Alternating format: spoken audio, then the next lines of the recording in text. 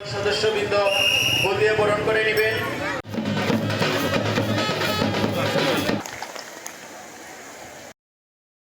অনুষ্ঠান বাস্তবায়ন কমিটির পক্ষ থেকে আমন্ত্রণ জানাচ্ছি।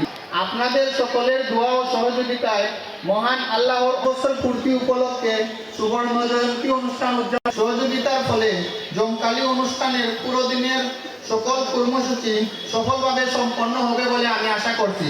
সুযোগ করে দিয়েছেন, আমরা ওনার সুস্বাস্থ্য ও দীর্ঘায়ু কামনা করি। স্কুলত যাবত ক্লাস করিয়া গেছি, এখন আমরা গেস্ট হিসাবে আইছি। আওয়ার পর আমরা এখন অনুষ্ঠান শুরু হয়ে গেছে আলহামদুলিল্লাহ। আর এখন আমরা বালা লাগে, আপনারাও সব আইবা। আর হ্যাঁ, আমরা শুভ জয়ন্তী অনুষ্ঠান হইয়া জয়েন করবা, সবারও ভালো লাগবো, আমরারও ভালো লাগে। আমরার অনুভূতি আজকে হইয়া বুঝানি যান না, আমরা অনেক বেশি ভালো লাগে।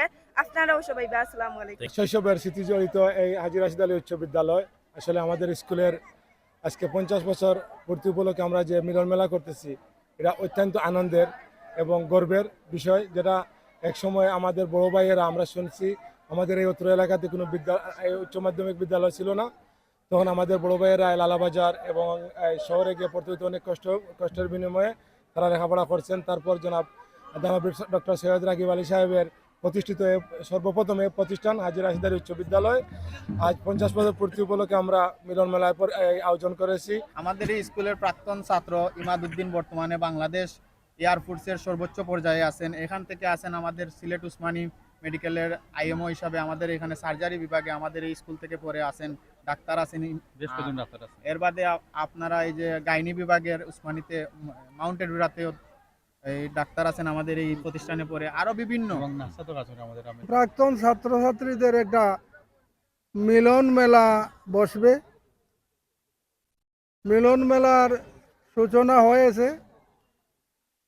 এখানে তারা এই মিলন মেলাকে কেন্দ্র করে এই বিদ্যালয়ের প্রতিষ্ঠাতা দানবীর ডক্টর সৈয়দ রাগিব আলী সাহেব এবং প্রাক্তন প্রধান শিক্ষক হিসাবে আমাকে তাদের সাথে সম্পৃক্ত করেছে, আমাদেরকে সংবর্ধনা প্রদানের আয়োজন করেছে।